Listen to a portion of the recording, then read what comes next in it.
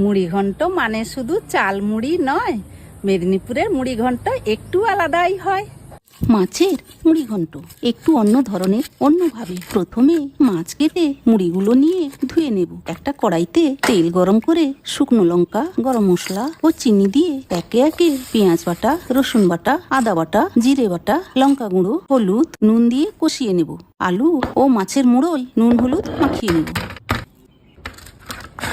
কড়াইতে মুড়োগুলো ভেঙে নিয়ে তারপর আলুগুলো ও ছোট ছোট কুচি করে রাখা নারকেলগুলো ভেজে ওই মশলা কষার সাথে দিয়ে সবগুলো ভালো করে কষিয়ে জল দিয়ে ঢাকা দিয়ে দেব 10 মিনিট। তারপর ওপর থেকে ঘি ও গরম মশলা বাটা ছড়িয়ে গরম ভাতের সঙ্গে উপভোগ করুন এই ভিন্ন স্বাদের মুড়ি ঘন্ট। মেদিনীপুরের এই মুড়ি ঘন্ট স্বাদে অতুলনীয়, নিশ্চয়ই খেয়ে দেখবেন।